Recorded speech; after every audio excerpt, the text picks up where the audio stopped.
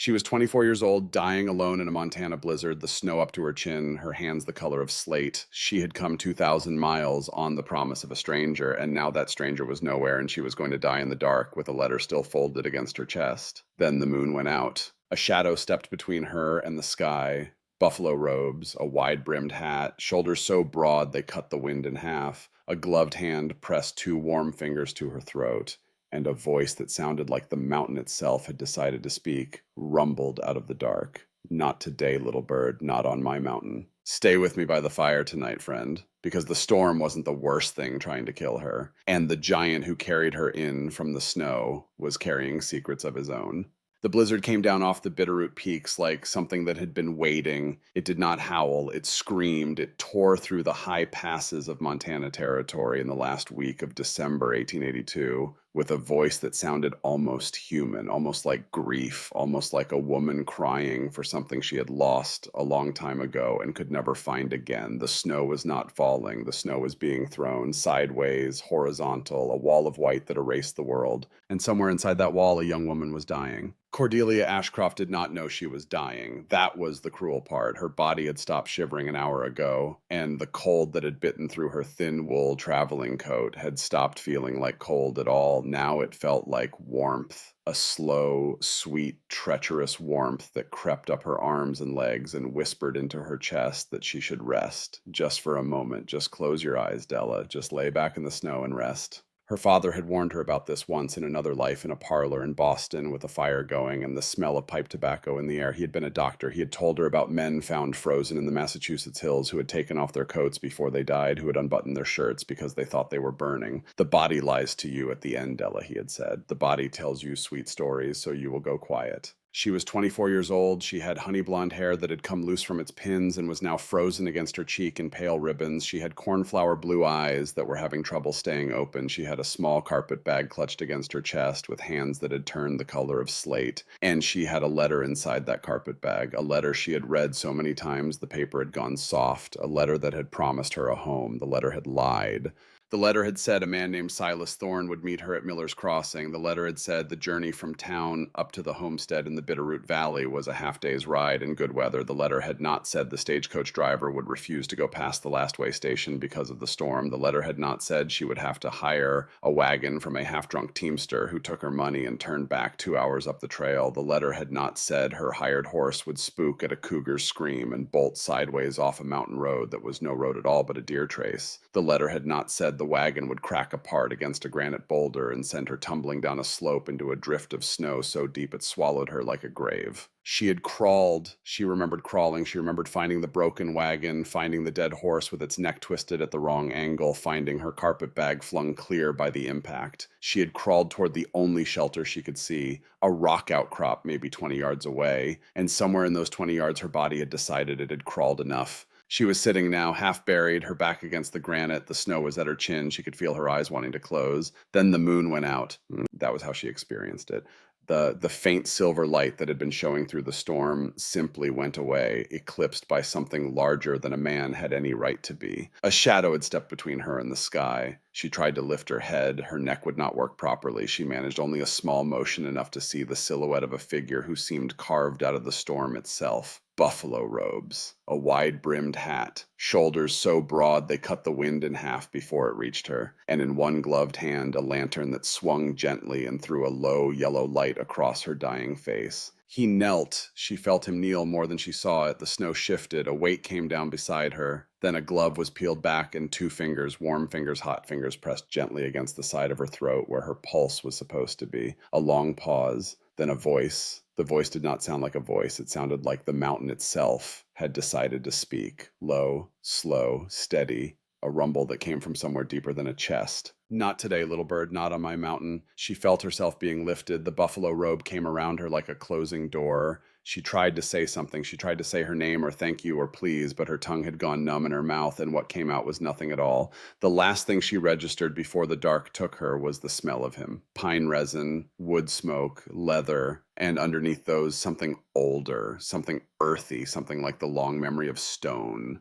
Welcome to Frontier Rescue Stories. Before we ride any further into this winter, do me a favor, hit that subscribe button if you are new here. Drop a like if these tales mean something to you, and tell me down in the comments where you are listening from tonight. I love knowing what corner of the world is sitting by my fire. Now, let me tell you how Cordelia Ashcroft came to be dying in a Montana snowdrift in the last week of December 1882, because the storm was not the beginning of her trouble. The storm was only the last in a long line of things that had tried to kill her. To understand the woman in the snow, you have to go back to a doctor's parlor in Boston 4 months earlier, to a stairway, and to a man named Cyrus Pemberton. Edmund Ashcroft had been a good doctor and a poor businessman, which in the city of Boston in 1880 was very nearly the same thing. He treated the families of dock workers and lamplighters and the Irish women who washed laundry along the river. He charged what they could pay, which was usually nothing, and when they could not pay, he wrote it down in a ledger and forgot about it. Della had grown up watching him come home with his coat smelling of carbolic and his pockets empty and his eyes shining with the only currency he ever cared about, which was the gratitude of poor people.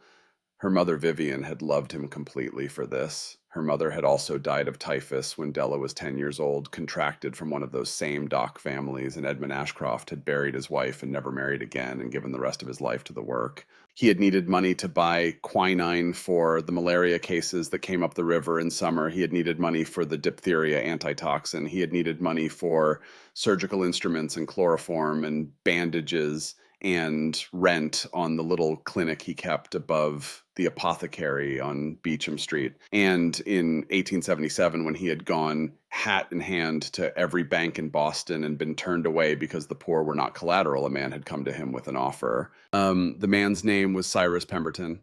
He was 50 years old at the time, broad and heavy, with a face like a piece of polished beef and small, pale eyes that did not blink as often as a man's eyes ought to blink. He owned cattle, a great deal of cattle. He had built his fortune driving herds out of Texas after the war and selling beef to the Union Pacific work camps, and now he was buying ranches across western Massachusetts and into New Hampshire and dreaming, he said, of an empire that would feed the whole Northeast. He wore broadcloth suits cut by London tailors. He kept a townhouse on Beacon Hill, and he liked, he said, to be known as a friend of the working poor. He had loaned Edmund Ashcroft $3,000 at 5% interest. He had clapped the doctor on the shoulder and said the world needed more men like him.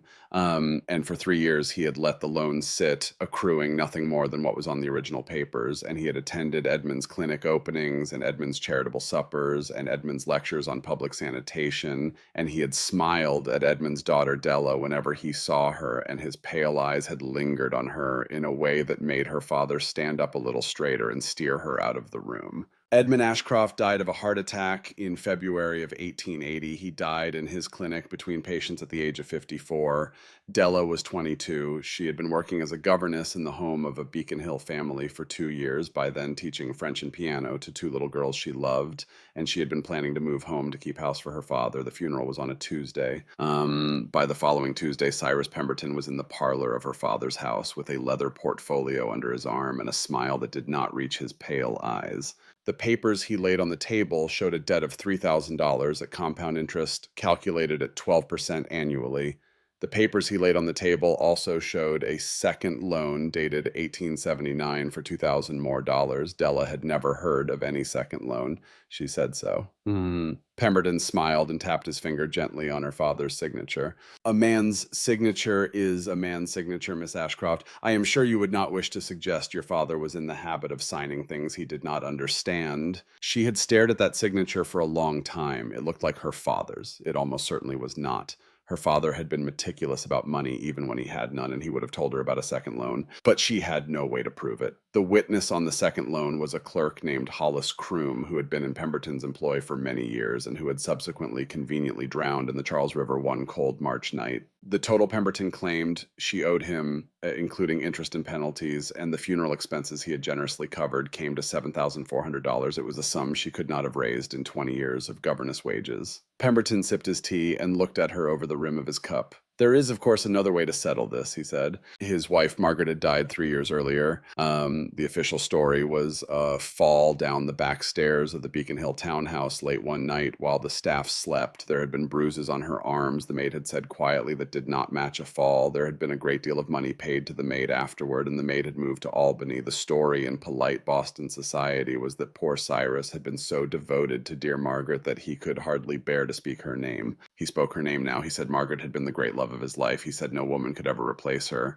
But he said also that a man of his standing required a wife, someone discreet, someone refined, someone who understood obligation. He said he had watched Della grow up. He said he had been perhaps less than circumspect in his admiration. He said the debt could be considered settled on the day she became Mrs. Cyrus Pemberton. She had said no. She had said it 3 times in 3 different ways, each one more polite than the last, and on the third he had set his teacup down very gently and said, "One more thing. There is a debtor's hostel on Kearney Street, Miss Ashcroft. They take women who cannot pay. The conditions are not what a refined young woman is accustomed to. I would hate to see you there. I would hate to see your father's reputation become a matter of public record." She had asked him to leave. He had left. He had also left the papers on the table. That night, Cordelia Ashcroft had sat by the fire with the papers in her lap, and she had thought about her mother who had died because she would not stop tending the sick. She had thought about her father who had died because he would not stop helping the poor. She had thought about the small, frightened look that had come into Margaret Pemberton's face in the months before she fell down those stairs. And she had thought about a thing she had seen one Sunday in October at the back of the Globe newspaper, in the section where men advertised for laborers and women advertised for domestic positions, where there had been a small notice in plain print. Wanted wife, strong woman needed for Mountain Homestead, Bitterroot Valley, Montana territory, hard life, fair man, no drinkers, no idlers, no city ways. Letters, care of the Postmaster Miller's Crossing, Montana, to Silas Thorne.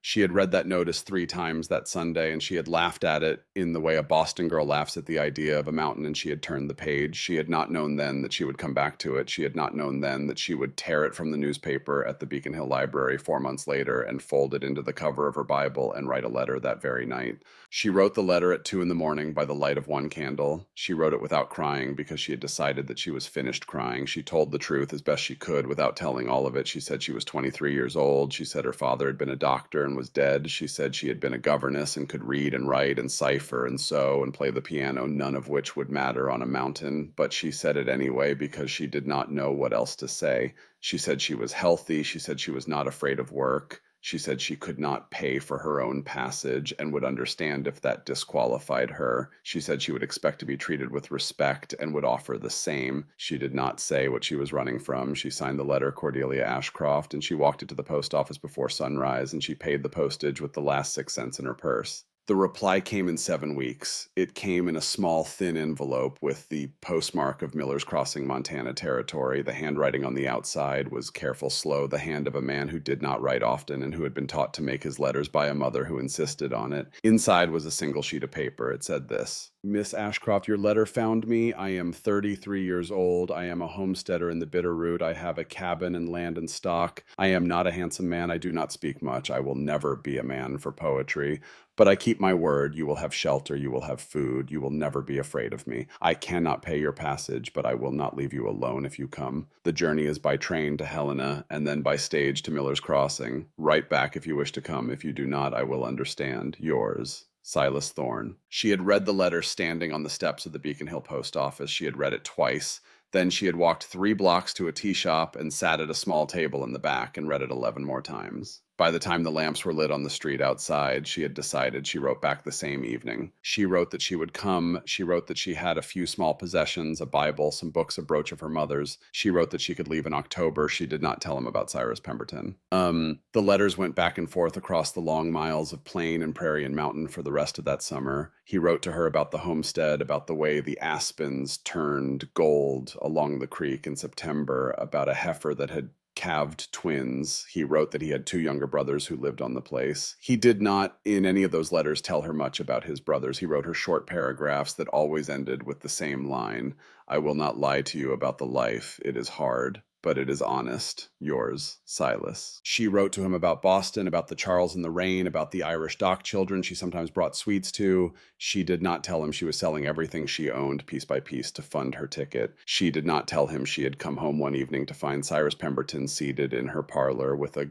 glass of her father's brandy in his hand, saying that he had grown impatient, that he had given her time enough to think that the wedding would be in November or the hostel would be in November, and the choice was hers, but his patience was at an end. She did not tell him that she had nodded politely and smiled and seen Pemberton out, and then gone upstairs and packed everything she could carry into one carpet bag and a small trunk, and sent the trunk to the freight office that very night to be shipped ahead to Helena, Montana territory, marked General Delivery Hold for pickup. She did not tell Silas Thorne on her last letter that she had stolen one item from Cyrus Pemberton's coat that final evening when he hung it on the rack in her father's hall, a small silver derringer, a two-shot pocket pistol. She had taken it because she knew, walking out of that house with her bag in her hand at 4 o'clock in the morning, that she might need to put a bullet through Cyrus Pemberton's chest someday, and she did not intend to do it with a knife. She did not tell Silas any of that. She told him only that she was coming. She told him she would arrive at Miller's Crossing on the 22nd of December. She told him she was not afraid. She had been afraid the entire way.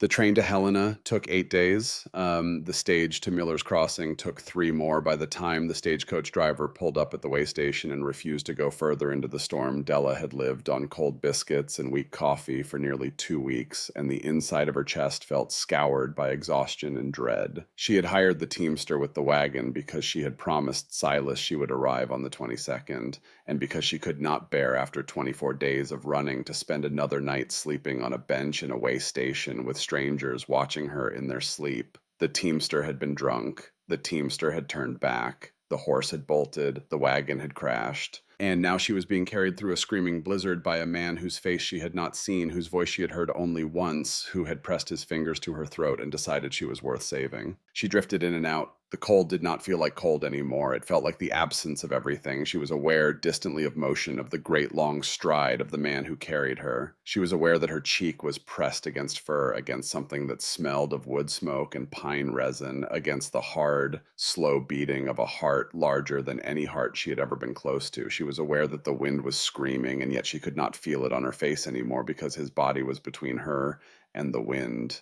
She thought very dimly that she had never been carried by a man in her life. Her father had carried her once when she was very small after a fever. No one since. She tried once to lift her head, to look at him. The lantern light caught the edge of a beard, dark and thick, frosted with ice, the edge of a strong jaw, nothing more. Then the dark closed over her again, and the carrying went on, and she thought, this is what dying feels like, being held by something larger than you, being taken somewhere you cannot see. She woke once briefly to the sound of a door slamming, to the sudden absence of the wind, to heat that hit her face like a hand. She tried to open her eyes. She managed only a slit. She saw firelight on log walls. She saw a man's hands, enormous, callous, the knuckles cracked from cold, working at the buttons of her coat. She heard his voice again, softer now, almost gentle. Forgive me, miss. The wet kills you faster than the cold. Then the dark came back, and this time it came with dreams. She dreamed of fire. She dreamed of her father standing in the parlor in Boston, smiling at her, saying her name. She dreamed of Cyrus Pemberton coming up a staircase, and she dreamed she was Margaret Pemberton on that staircase, and the stairs went down and down forever. She dreamed of a great voice, the voice from the snow, saying, not today, not today, not today. She dreamed of a hand the size of a shovel resting on her forehead,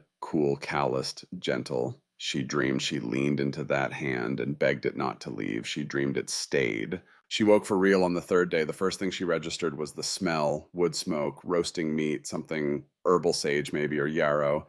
The second thing she registered was warmth, real warmth, wool blankets piled on top of her, a fire crackling somewhere to her left. The third thing she registered was that she was wearing a man's flannel shirt that came down to her knees and absolutely nothing else, and that her own clothes were nowhere in sight. The fourth thing she registered was the voice, a different voice this time, younger, softer, reading aloud. I celebrate myself and sing myself, and what I assume you shall assume, for every atom belonging to me as good belongs to you. She turned her head slowly because her neck still ached, and she opened her eyes. A man was sitting in a rocking chair beside the bed. He was holding a small leather-bound book in hands that looked too large for the book. He had dark blonde hair that fell past his collar in soft waves. He had warm, whiskey-colored eyes that had been on the page until her movement caught them. He had the build of his older brother, broad-shouldered, long-limbed, but there was a softness to his face that the man in the snow had not had. He was perhaps 27 years old. He looked in the firelight almost like a poem of a man.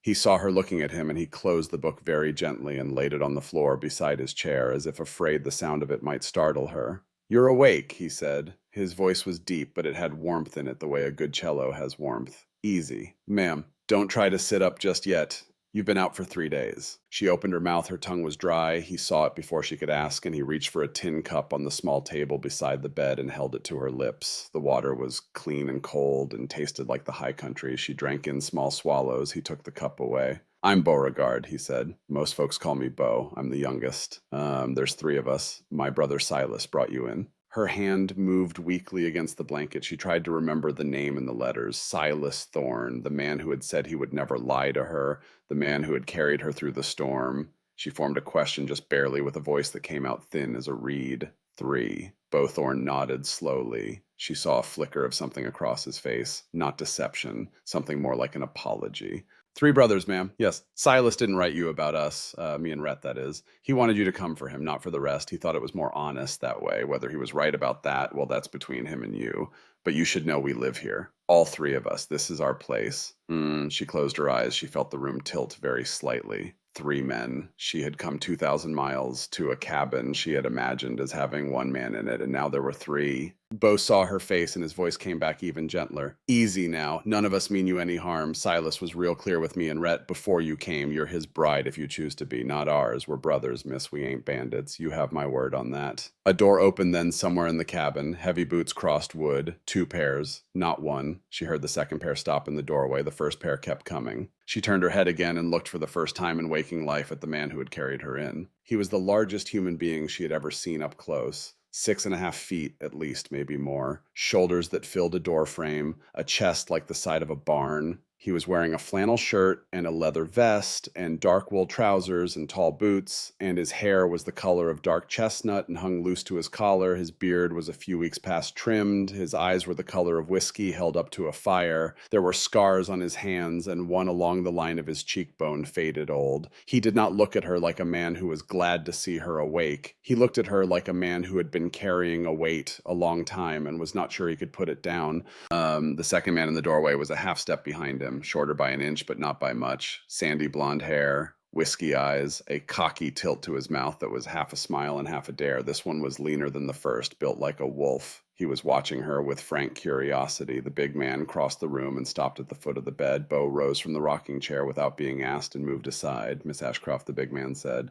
His voice was the voice from the snow. Lower in this room than it had been outside, but the same voice. The voice that had said, "Not today." She tried to answer. She managed a word. "Mr. Thorne." He nodded once. Then he stood looking at her for what felt like a long time, and his face did not change. She could not read him at all. She felt a flicker of something cold in her chest, an old fear, the parlor in Boston, Cyrus Pemberton staring at her over a teacup. She fought it down. She lifted her chin a fraction. The corner of his mouth moved, not a smile, just a small tightening. "You're alive," he said. "I wasn't sure." "I'm grateful," she said. Her voice was hoarse but steady. "You saved my life. Anybody would have," he said. The man in the doorway laughed short and dry. That ain't true, and you know it, Cy. Half the men in this territory would have left her there to keep their own boots warm. Don't sell yourself." The big man's jaw tightened. He did not turn his head. "This is my brother Rhett," he said. "The middle one. He talks too much." Rhett Thorne grinned at her, a real grin, white teeth, in a sun-browned face. "Pleasure, ma'am. You took a hard fall. You're tougher than you look. I'll say that." She felt, despite herself, a small flare of warmth in her chest at the easy way he said it, as if she had passed some kind of test simply by living, as if living were a thing to be admired. Silas Thorne did not smile. He cleared his throat low, the sound of a man who had been thinking for 3 days about how to begin a conversation and had not yet figured it out. "Miss Ashcroft, there are things I owe you the saying of, I should have written you about my brothers. I did not. That's on me. There's also the matter of the arrangement. You came up here on the strength of a letter, and the letter was true so far as it went, but it didn't tell you everything. I aim to tell you everything now, if you're well enough to hear it." She nodded. She drew herself up against the pillow. The flannel shirt was loose around her shoulders. She gathered the blanket up to her collarbone with as much dignity as she could find. "Tell me," she said. He pulled the rocking chair around and sat. Even sitting, he was tall. He folded his great hands over his knees and looked at the floor between his boots and nodded her.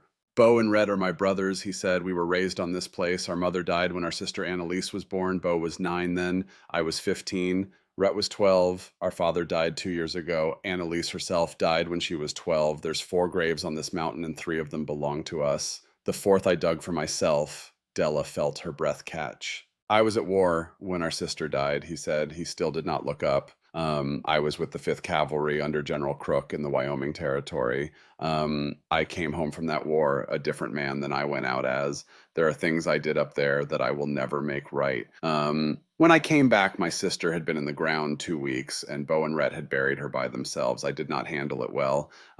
For a long time, I did not handle anything well." Bo by the fire looked into the flames. Red in the doorway had stopped grinning. "I built that 4th grave the year my father died," Silas said. "I dug it because I thought I would be in it before long. I wanted to lie down with my family. That was my plan. I am telling you this because you came 2,000 miles on the word of a man who was, when he wrote that ad, only halfway sure he meant to be alive a year from then. You deserve to know who you wrote to." Della did not answer at first. She could not. He went on slowly. "I am not going to ask you to be my wife. Not tonight and not in the morning. You came up here to a situation I did not fully describe, and you nearly died doing it, and I will not have your gratitude mistaken for anything more than gratitude. Here is what I propose. You stay here through the winter. You take this room. I sleep in the barn loft. I will take the cot down to the barn tonight. The boys have their rooms in the loft above us. They will keep to themselves. We will feed you. We will keep you warm. You will not be touched. You will not be required to work past your strength. When the spring thaw opens the pass sometime in April, I will take you down to Helena myself, and I will give you enough money to start a life anywhere in this country you choose. If you wish to stay at that point, that is a different conversation. But the spring is the spring. Until then, you owe me nothing. We have an agreement." Della stared at him. He still had not looked up at her. She understood suddenly why he would not. He was afraid. This enormous man who had walked through a screaming blizzard to find her was sitting in front of her, afraid that she would say no, and afraid that she would say yes, and afraid that either way he would fail her. "Mr. Thorne," she said. He looked up.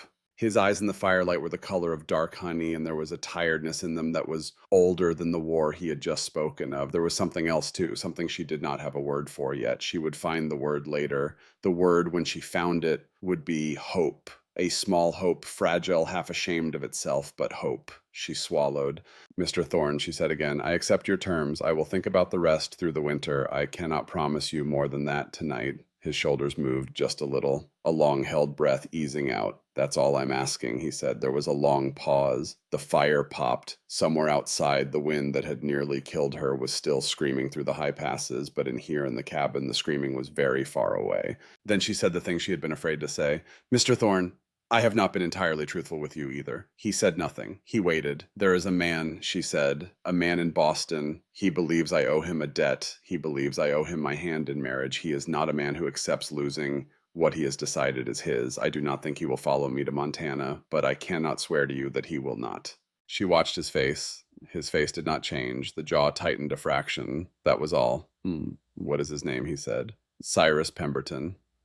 A muscle moved in his cheek. "Cattle," she said. "He is in cattle. New England mostly. He has men who work for him. I should have written you about him before I came. I did not because I was afraid you would tell me not to come. I am sorry." He considered this for a long moment. Then he reached slowly across the small distance between them, and his great calloused hand settled very lightly on top of the blanket where her own hand was. Not on her hand. On the blanket above it. A weight. A presence. Nothing more. "Miss Ashcroft," he said, "I have buried more people than I would like to count on this mountain. I have made a habit since the war of not making promises I do not intend to keep. So hear me now. Whatever this man is, whatever he sends, whoever rides up the pass after you, he will not take you off this mountain, not while I am breathing. That is not an arrangement. That is a fact. Do you understand me?" She felt for the first time in 3 years something inside her chest let go. A knot she had been carrying so long she had forgotten she was carrying it. Her eyes filled up. She did not let the tears fall. She nodded once. "Yes," she said, "I understand you." He took his hand back. He stood. He was very tall in the small room. "Get some rest," he said. "There is stew on the fire. Bo will bring you some. Tomorrow we'll talk more." He turned to go. At the doorway, he paused, and without turning back, he spoke one more thing. A man keeps his word, Miss Ashcroft. That is the only thing I have left that I am sure of. You came 2,000 miles on my word. I will not make a liar of myself. Then he was gone, and Rhett gave her a small grave nod and followed him, and Bo lifted the lid of the iron pot over the fire, and the smell of elk stew filled the cabin like a blessing. Outside, the storm went on. Inside, on a narrow bed against a log wall in a borrowed flannel shirt, under a pile of wool blankets, with a poet of a man tending a fire on her left, and a giant of a man bedding down in a barn loft on her right, and a wolf of a man pacing the porch with a rifle, Cordelia Ashcroft closed her eyes and slept. The first real sleep she had slept since her father died. She did not know yet that Cyrus Pemberton had already sent 2 men west. She did not know yet that those 2 men had reached Helena 3 days behind her. She did not know yet that one of those men was carrying a tintype of her face and a poster offering $1,000 for her safe return to Boston and a second thousand for the death of any man who tried to keep her. She did not know yet that the worst winter of her life was not the storm she had survived. The worst winter of her life was the one she was about to spend in a small cabin in the Bitterroot Valley with 3 Thorne brothers, learning what it meant to be home, learning what it meant to be loved,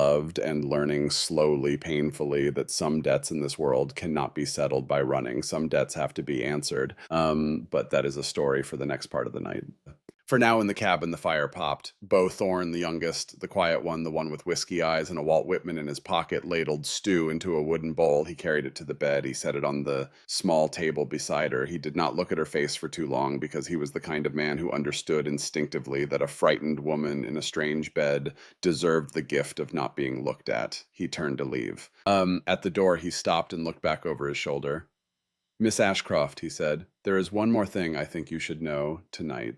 She waited. When my brother carried you in, he said you were the first thing he carried into this house in 3 years that wasn't an animal he was bringing in to die. He sat by your bed for 2 days without sleeping. We had to make him eat. He kept saying you weren't going to make it. He kept saying it was his fault for letting you come up here in winter. Whatever he tells you about arrangements and contracts and giving you money in the spring, miss, you should know what I saw. I saw a man who has not let himself want anything in 3 years sit by a stranger's bed and pray. That is all I'm going to say. Good night, ma'am. He closed the door. Della lay in the firelight for a long time after that. She did not eat the stew right away. She lay with her hands folded on the blanket, and she stared at the rough-hewn beams of the ceiling, and she thought about the man in the snow and the man in the rocking chair who read poetry, and the man on the porch with the rifle, and the giant who had carried her and then been afraid to look at her, and the storm outside that was still screaming, and the long distance she had come, and the silver derringer in the bottom of her carpetbag, and the husband she had not yet decided whether to take, and the empty grave on the hillside, and the spring thaw still 4 months away. She thought, until the night I came here, I had until morning to decide whether to ride back to a life with nothing or stay in these mountains with men I did not know, and a promise I was not sure they could keep. Now I have until spring. She did not know what she would decide. She knew only that for the first time in her life, the deciding was hers. Outside the cabin, the wind tore at the eaves and tried to find a way in. It did not find one. The Thorne brothers had built that house with their own hands and built it well. The fire popped and settled. The stew cooled on the small table. And somewhere down in the dark of the barn, a giant of a man lay on a narrow cot in his coat with his rifle across his chest and listened to the storm and to his own heart, which was beating, for reasons he was not yet ready to name, more loudly than it had beaten in a long time. The longest winter of his life was just beginning, too. The morning after Cordelia Ashcroft slept her first real sleep in 3 years, she woke to the smell of coffee. The cabin was quiet. The storm outside had eased sometime in the night, and in its place was the deep silence of fresh snow. Through the small window beside the bed, she could see the pale blue light of a winter dawn. The fire in the hearth had been built up some time while she slept. Someone had come into the room quietly in the dark and placed another log on the flames and gone again without waking her. She thought of the great calloused hand that had rested on the blanket above her own the night before, and she did not have to wonder which brother it had been. She tried to sit up. Her ribs ached. Her left knee throbbed where it had struck something in the wagon crash, but the deeper pain, the cold that had been in her bones for 3 days, was finally gone. She managed to swing her legs over the side of the bed. She stood. She wavered. She caught herself on the bedpost. The flannel shirt she wore came down past her knees. Her own clothing was nowhere in the room, but a folded stack of garments had been laid on the chair by the fire. A wool dress, plain, dark gray, simple, the kind of dress a frontier woman would wear, a muslin shift, wool stockings, a pair of moccasins that were clearly too large for her but lined with rabbit fur. She understood looking at the clothes that someone had ridden somewhere or pulled them out of a chest or done something in the time she had been unconscious to make sure she had what she needed when she woke. She did not know yet which Thorn brother it had been. She suspected again the same one. She dressed slowly. The wool was rough but warm. She combed her hair as best she could with her fingers and pinned it loosely at the nape of her neck. She walked to the door of the small room and she opened it. The main room of the cabin opened in front of her like a held breath. It was larger than she had imagined from inside the bedroom. Heavy timbered beams, a long pine table with benches on either side, a river stone fireplace big enough to walk into, pelts on the walls, a pair of rifles on pegs above the door, and along the far wall a kitchen counter with a cast iron stove, and at that stove, his back to her, stood the giant. Silas Thorne was making breakfast. He was wearing only the flannel shirt and trousers, no coat or vest, and even so, the size of him in the space was something to reckon with. His sleeves were rolled to the elbows. His forearms were heavy and corded and crossed with the pale tracery of old scars. He was turning bacon in a skillet with the careful attention a man pays to small tasks when he has been alone too long. He had not heard her open the door. She had a moment, just a moment, to look at him without his knowing. The light from the window caught the dark chestnut of his hair. The bend of his shoulders was not the bend of a tired man. It was the bend of a man who was concentrating hard on not turning around. He had heard her after all. She cleared her throat softly. He turned. "Mr. Thorne," she said. "Miss Ashcroft," he said. He looked at her in the wool dress, and something passed across his face that she could not read and was gone before she could try.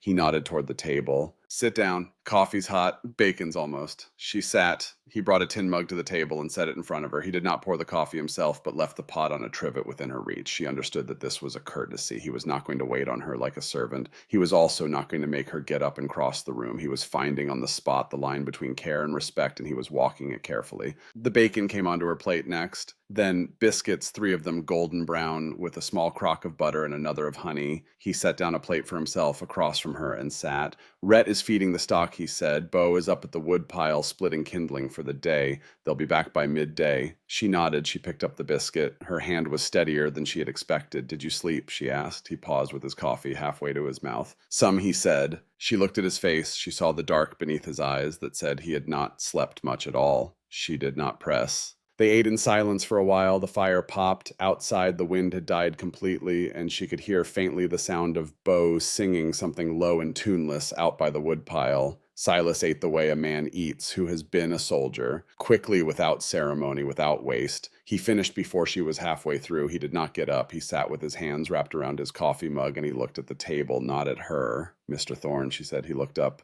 "I have not thanked you properly." He shook his head. "You don't owe me thanks." "I think I do," she said. "I think I owe you a great many things, and I am going to start with the smallest one. Thank you for the dress." A faint flush moved up the side of his neck above the collar of his shirt. "That was Bo," he said. "He rode down to May O'Branigan's place at first light yesterday morning while you were sleeping.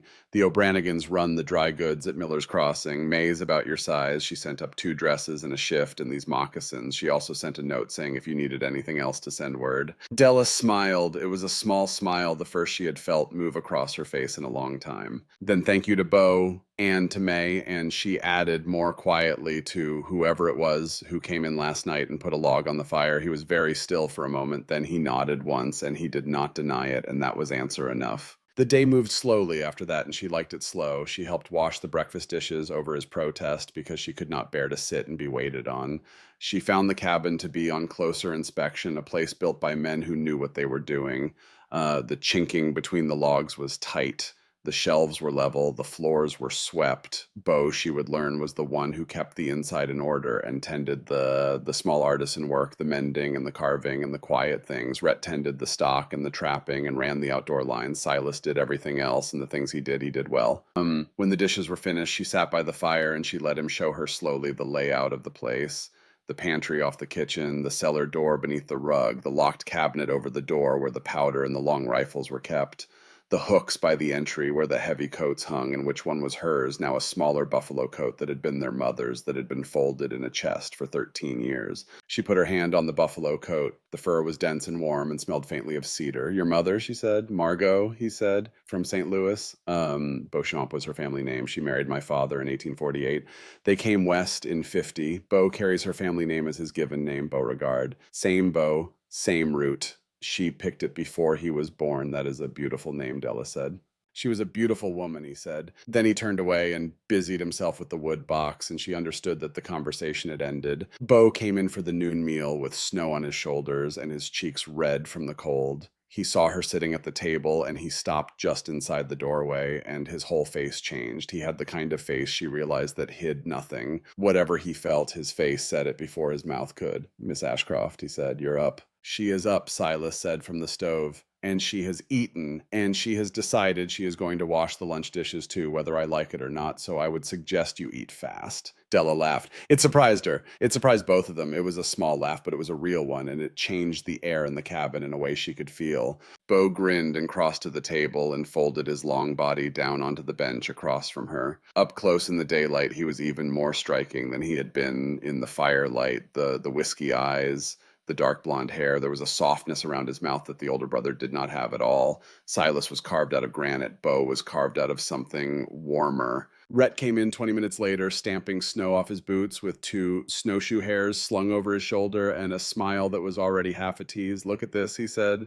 Up out of bed and dressed proper and pouring her own coffee. Si, you owe me $1. I said she'd be on her feet by noon. I never took the bet, Silas said. I'm collecting anyway. Rhett swung the hairs onto a hook by the door and crossed to the table and sat down beside Beau. He looked at her frankly, openly, without the careful, averted gaze of the older brother or the gentle deference of the younger. He looked at her as if she were a problem he intended to solve by becoming her friend. How are you feeling? He said. Sore, she said. Grateful. Confused. Confused is fair, he said. I've been confused about my own brother my whole life. You'll get the hang of him. Silas at the stove said one short word that was not quite a curse. Rhett grinned and reached for the bread. The meal went easier than the breakfast had. Rhett was the one who carried the conversation, asking her questions about Boston, about the train, about the stagecoach, never about why she had come, never about the man whose name had been spoken last night. He had a gift for finding the small funny things in any story. By the end of the meal, he had her describing the drunk teamster who had abandoned her doing his accent, and Beau was laughing into his coffee, and even Silas had something in his eyes that was almost a smile. When the dishes were done and the fire was built up again, Silas stood and reached for his coat. I'm going up to the high meadow to check the cattle, he said. Storm will have driven them down into the timber. I'll be back before dark. Take Beau, Rhett said. I want to talk to Miss Ashcroft. Silas paused. He looked at Rhett. Rhett looked back, untroubled. It's all right, Della said. I'd like that. Silas studied his middle brother for another long second. Whatever was passing between them was not anger. It was more like the silent communication of men who had grown up together and could say a great deal without speaking. Whatever Rhett's eyes told him, Silas accepted it. He nodded once. Beau with me, he said, bring the long rifle. The two of them suited up and went out into the white noon, and the door closed behind them, and Della was alone with the middle brother for the first time. Rhett did not waste it. He sat down across from her at the table, and he folded his arms on the wood, and he looked at her, and the teasing in his face was gone now. What was left was something steadier and harder. Miss Ashcroft, he said, I'm going to ask you a question, and I want a straight answer. All right, she said. Last night you told my brother there is a man in Boston who thinks he owns you. Yes. Cyrus Pemberton. Yes.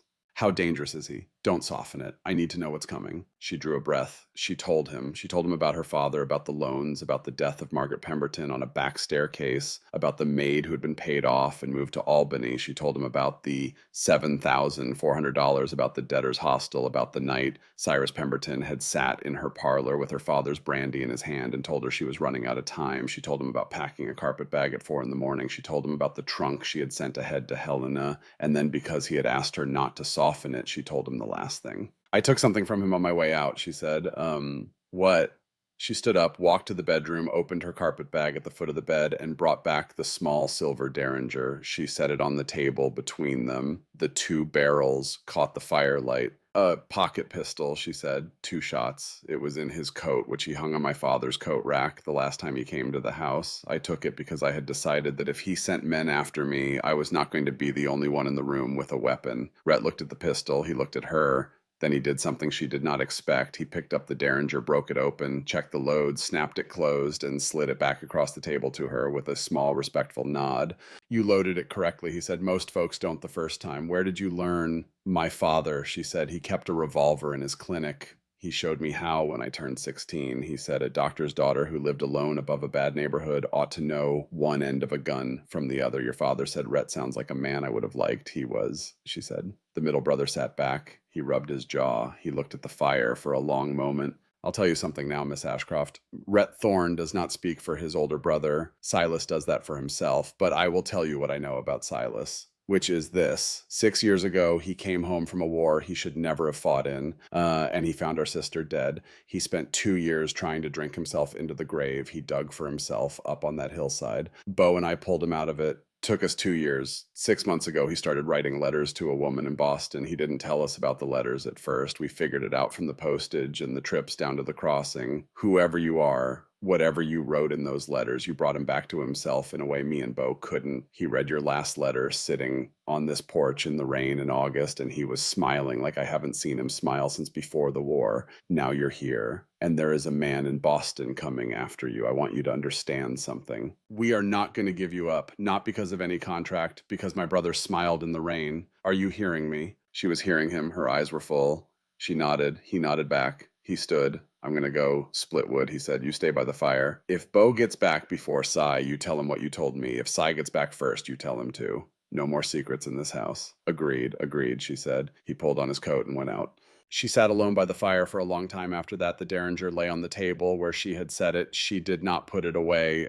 She thought about Rhett's hands checking the loads, the casual matter-of-fact respect with which he had passed the weapon back. She thought about the words Bo had said the night before, about Silas sitting by her bed praying. She thought about a man smiling in the rain reading her letter. She thought for the first time in 3 years that maybe her father had not been wrong about the kind of men there were in the world. He had told her once that the good ones existed. They were just rare, he had said, and they did not announce themselves. You had to look. You had to be patient. She had not had to look. 3 of them had walked into her life in 24 hours. The afternoon slipped away. Rhett split wood out behind the cabin in steady, rhythmic strokes that she could hear through the walls. The light at the window turned from white to silver to the long gold of late afternoon.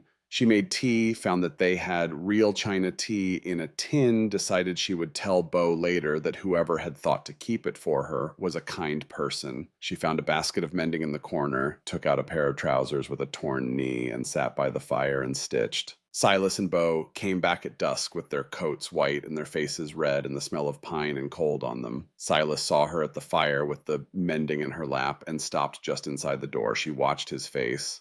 She saw for one unguarded second something hit him hard. He did not say what it was. He did not have to. She had imagined on the train a man coming home from work to a fire and a woman by it. She knew what such a picture had looked like in her own mind. She had not understood until that second that he had imagined the same picture and that he was seeing it now and not believing it. He set down the rifle and shook the snow off his coat and hung it up. He crossed to the fire. He looked at the trousers in her lap. Those are mine, he said. I know, she said. He sat down in the chair across from her without taking his eyes off the work in her hands. He watched her draw the needle through the wool. He did not speak for a long minute. She did not stop sewing. Outside, Rhett's axe had paused. The cabin was very quiet. Mr. Thorne, she said, without looking up. Yes.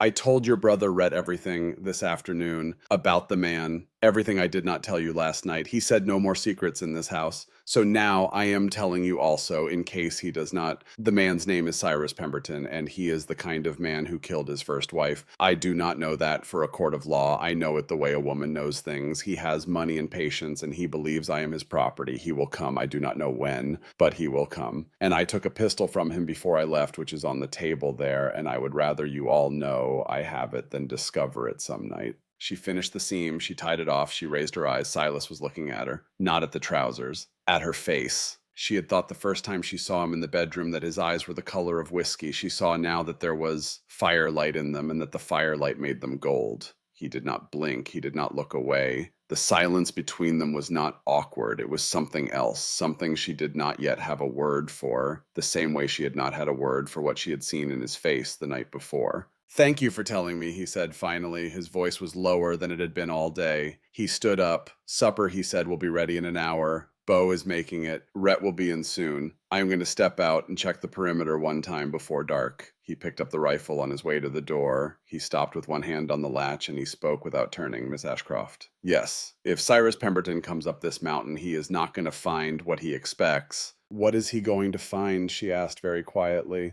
Silas Thorne stood with his hand on the latch and his back to her, and after a long breath he answered. "3 brothers," he said, "and a woman who took his gun." He went out. The week that followed was the week she began to learn the cabin, and the cabin began to learn her. She rose with the men before dawn because she found she could not bear to lie in bed listening to Bo build the fire. She helped him. She learned that cedar bark caught a spark faster than pine, and that you fed a morning fire with pencil-thin kindling first and only added the heavier wood when the small wood was glowing. She learned to make biscuits at altitude where the leavening worked differently. She learned to render the fat off a strip of bacon to grease a skillet. Bo taught her these things in his quiet way, never correcting her in front of his brothers, always finding a moment when they were alone in the kitchen to murmur a little less salt next time, or the lard goes in cold, Miss Never Warm. Rhett took her out behind the woodshed on the 3rd morning with a Colt revolver, the spare one, and he set up 4 tin cans on a stump. "Your derringer is for if a man is close enough to spit on," he said. "Fine for a parlor. Useless on a mountain? You're going to learn this gun." He showed her the grip. He showed her the stance. He showed her how to breathe. The first 3 shots she fired went wide. The 4th chipped the edge of a can. The 5th knocked one cleanly off the stump. Rhett whooped. Bo on the porch applauded with one mittened hand. "You're a natural," Rhett said. 5 more rounds. Do it again." She did it again. By the end of the afternoon, she had hit 12 cans out of 20 rounds. Her shoulder ached. Her ears rang. She felt for the first time in her adult life a kind of physical confidence she had not known existed. Rhett walked her back to the cabin with his hand resting lightly between her shoulder blades, the touch of an older brother, brisk and impersonal. "Tomorrow, the long rifle," he said. "Different beast. Same idea. You are not going to be the only person on this place without a weapon you can use, miss. That is not how we are doing this." Silas, that night at supper, did not ask how the shooting had gone. He had heard the shots all afternoon from where he was working on the south fence.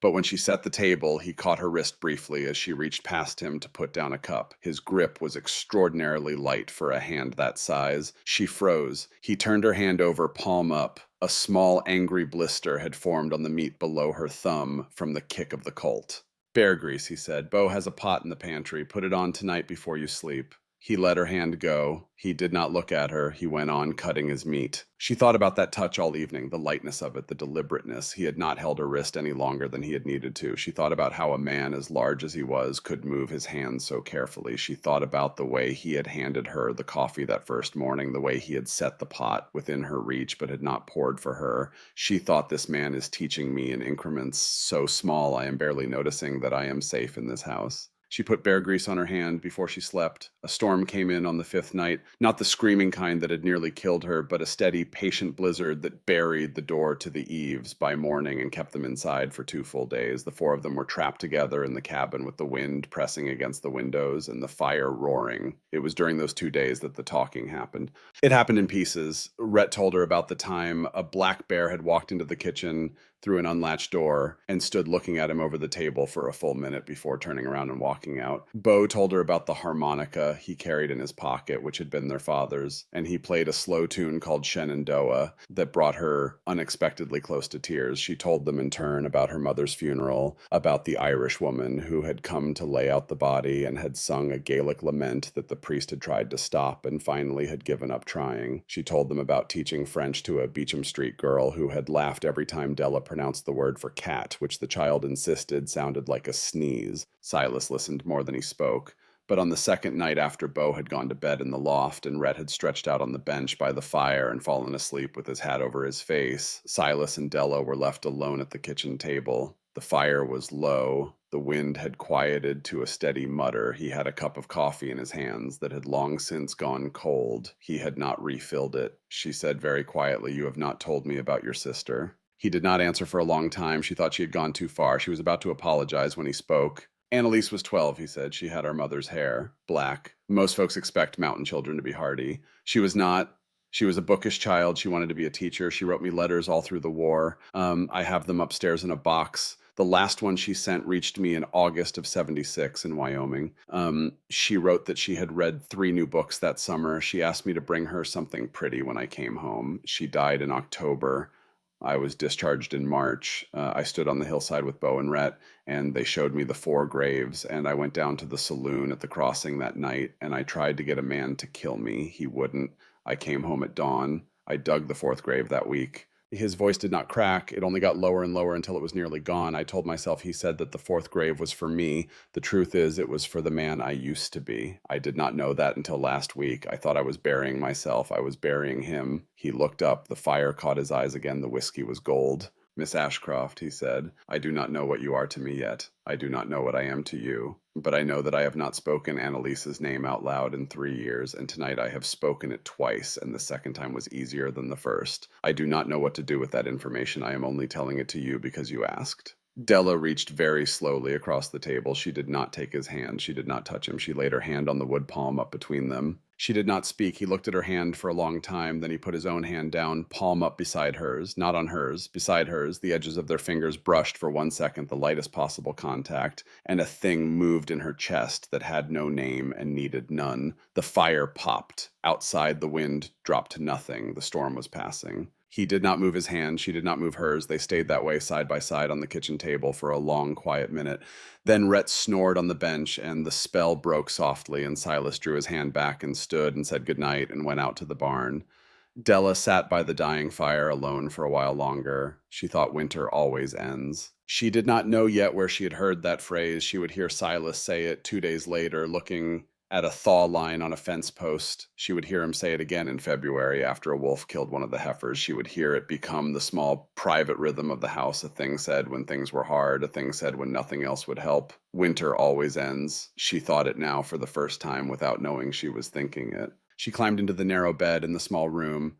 She bolted the door behind her because that was the rule of the house, not because she was afraid. Then after a moment, she got up again. She unbolted it. She lay back down. She did not know what unbolting the door meant. She did not need to know yet. She only knew that the man on the cot in the barn who had carried her in from a screaming storm and made her breakfast and watched her hand on a kitchen table had earned somewhere between the snow and the firelight the small, quiet trust of an unbarred door. She slept. In the barn, Silas Thorne did not sleep. He lay on the cot in his coat with his rifle across his chest, and he stared at the rafters, and he listened to the slow creak of the cabin settling under the snow. He thought about the small, careful weight of 2 hands resting beside each other on rough pine wood. He thought about a name he had said out loud for the first time in 3 years. He thought about the empty grave on the hillside and about the man he had buried in it. He thought, "I do not know what she is to me yet." He thought, "I do not know what I am to her." But the thinking did not feel any more like the thinking of a dying man. It felt like the thinking of a man preparing for spring. Down at the crossing, 25 miles south, in the back room of the only saloon in town, 2 men from Boston were drinking coffee with a third man, a tracker named Hollis Dune, and showing him a tintype of a young woman with honey blonde hair.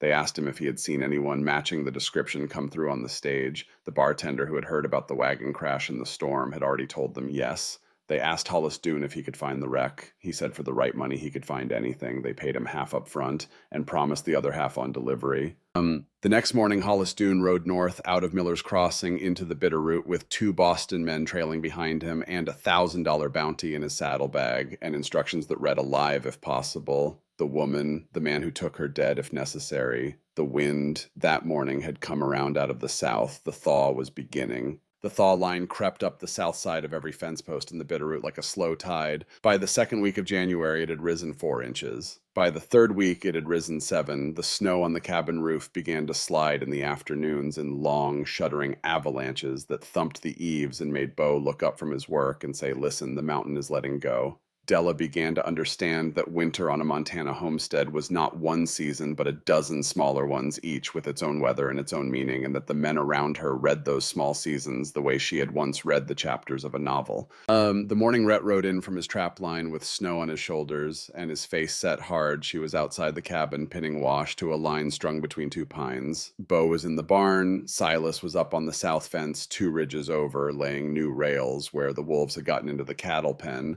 Rhett swung down off his horse without tying him, and the horse stood the way Rhett's horse always stood when something was wrong, ears up, breath steaming, waiting. Della, inside. She did not ask. She gathered the basket of pins and walked. He came in behind her and shut the door. He did not take off his coat. He walked to the rifle pegs above the door and took down the long rifle and laid it on the table. There were tracks in the snow up by the North Creek, he said. 3 horses, 2 riders shod for town. Eastern saddles, you can tell by the print. A third pair of tracks belongs to a horse I know. That horse belongs to a man named Hollis Doone.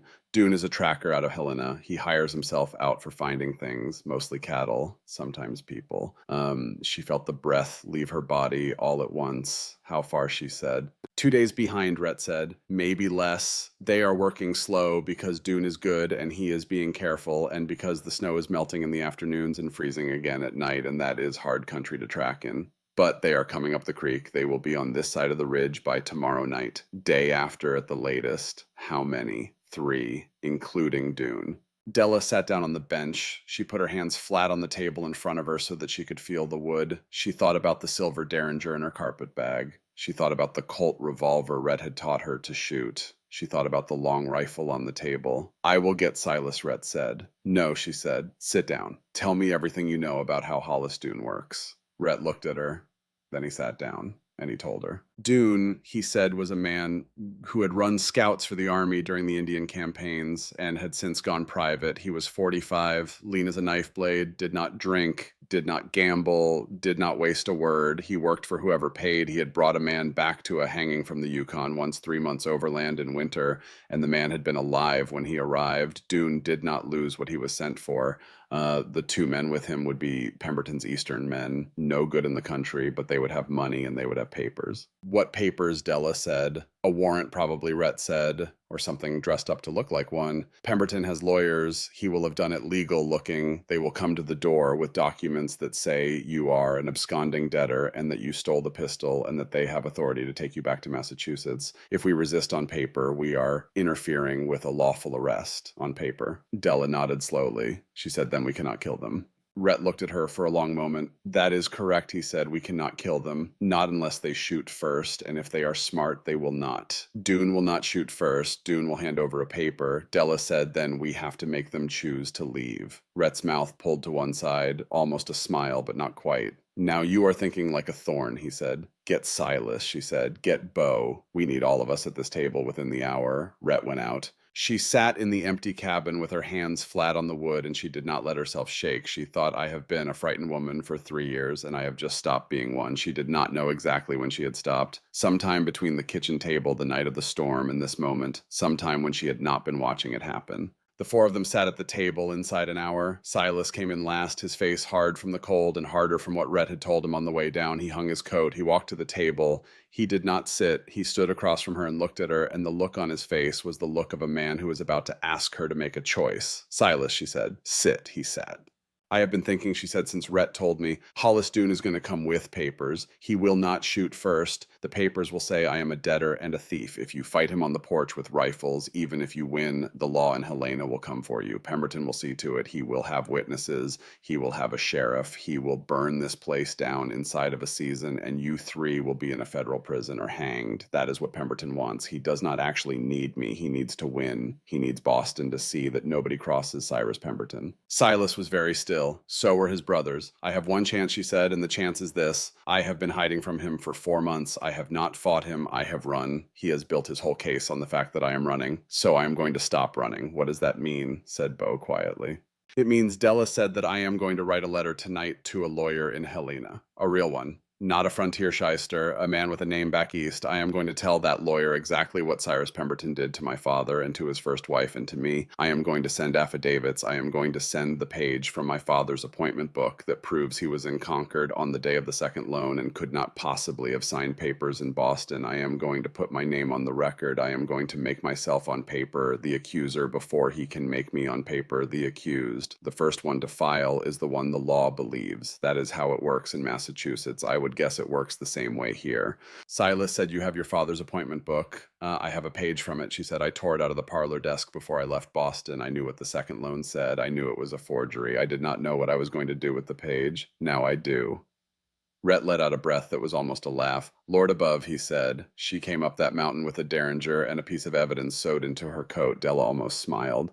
Bo said, "What about Dune? What about the men coming up the creek tomorrow?" Della said, "That is the second part. We are going to let them come." Silas said, "No." She looked at him. "Yes," she said, "we are going to let them come, Silas. And when they come, we are going to be ready, and we are going to give them something to take back to Pemberton that is not me." What said Silas? "A signed deposition," she said, "witnessed by a federal marshal." Silas opened his mouth, closed it, opened it again. "Teddy Calloway," he said. "Yes," said Della. The man you served with, the man you wrote me about in October, the one you said was the only honest badge between Helena and Salt Lake. How did you remember that?" Silas said. "I remember everything you wrote me," she said quietly. "Every line." There was a small, thick silence at the table. Bo was looking at the floor. Rhett was looking at Silas. Silas was looking at her. And there was something happening in his face that was not granite anymore. Sen Bo, Della said, "Tonight, he rides best in the dark, and Dune will not be looking for a rider, going out only for riders coming in.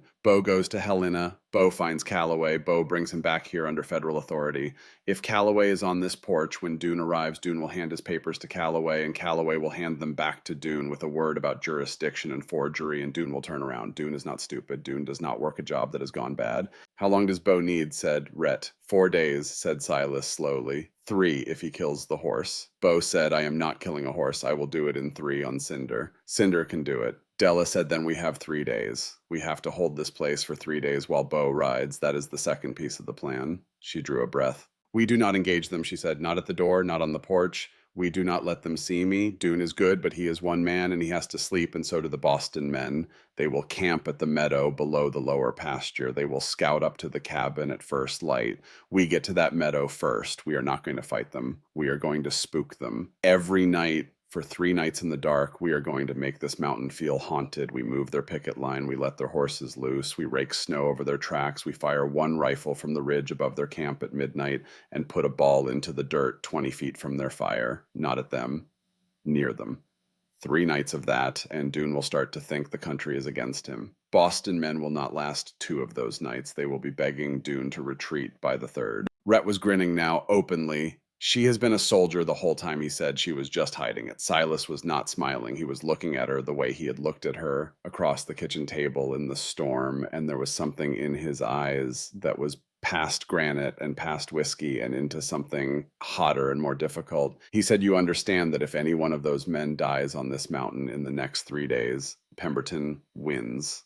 "I understand," she said. He said, "You understand we will not be sleeping in this cabin for 3 nights. We will be on the ridges in the cold. You will be alone with a rifle." "I understand," she said. He said, "You understand if Dune is better than we think, he will find one of us in the dark, and that man will not come home." "I understand," she said. She added very quietly, "But I would rather we do this thing my way than have you bury one of your brothers because Cyrus Pemberton wanted me to be afraid one more time." Silas Thorne sat looking at her for a long second. Then he stood up. He walked around the table. He put his hand on her shoulder just for a moment, the weight of a kept promise. He did not speak. He did not have to. He went to the door, took down his coat, and said over his shoulder, "Bo, you ride at sunset. Rhett with me. We are going up to find every blind on every ridge above the meadow before dark. Della, you are going to write the letter to the lawyer and Helena, and you are going to write it well because Bo is carrying it tonight along with everything else." She wrote the letter at the kitchen table by the light of 2 candles while the brothers worked outside. She wrote in her best copperplate the hand she had learned in the Beacon Hill schoolroom from a woman who had rapped her knuckles whenever a letter slanted wrong. She named names. She named dates. She described the parlor scene in February of 1880 when Pemberton had laid the forged papers in front of her. She quoted his sentence about the debtor's hostel. She described plainly, without embellishment, the maid in Albany and the late Margaret Pemberton on the back staircase. She enclosed the page from her father's appointment book. She enclosed a notarized statement of her own hand signed Cordelia Ashcroft this 15th day of January, 1883, at Thorn Ridge, Bitterroot Valley, Montana Territory, witnessed by Silas Thorne and Beauregard Thorne, residents of said place. She sealed the envelope. She addressed it to Bartholomew Quill, Esquire, the attorney at law, Helena, Montana Territory, with a second note inside instructing Quill to forward copies by wire and post to the offices of 3 named partners in Boston. She gave the envelope to Beau as he saddled Cinder in the failing light. "Beau," she said. "Miss, if you do not come back," she said, "I will never forgive myself. I am coming back," he said. "I am the youngest. The youngest always comes back. That is the law." He tied the letter inside his coat lining. He swung up onto Cinder. He looked down at her. The whiskey eyes were warm and steady. "Miss Della," he said, "when you do decide what you are to my brother, he is going to say yes. I just want you to know that, so you can choose without wondering." Then he reined Cinder around and put his heel to the horse and was gone down the lower trail at a fast trot before the sun had touched the last ridge. Silas and Rhett were already up on the high blinds. She watched their 2 figures disappear into the timber above the meadow, each carrying a rifle and a wool blanket and a small leather sack of jerky. They had told her before they went where to be and what to do. She was to bar the cabin from the inside. She was to put out all but 1 lamp. She was to keep the long rifle loaded across her knees by the front window. She was to fire it once into the air. If anyone tried to come up onto the porch, they would hear it from the ridges and they would come. She did exactly what they had told her. She did not sleep that night. Around 3 in the morning, far up on the dark mountain, she heard a single rifle crack, sharp and clean as a thrown stone in still water, then nothing for an hour, then very faintly the high distant whinny of a horse that had bolted and was running. She closed her eyes for a moment. She whispered, "Well done," to no one in particular. Then she went and rebanked the fire and sat down again with the long rifle across her knees. At first light, Silas came in alone. He was caked with frost. His beard had ice in it. His eyes were bloodshot. He stood inside the door, and he did not take off his coat. He looked at her sitting by the window with the rifle, and he said 1 word, "Coffee." She put the pot on. He sank down at the table. She brought him the cup. He drank half of it without breathing. "Red is up there still," he said, watching them. They camped at the meadow, 3 of them.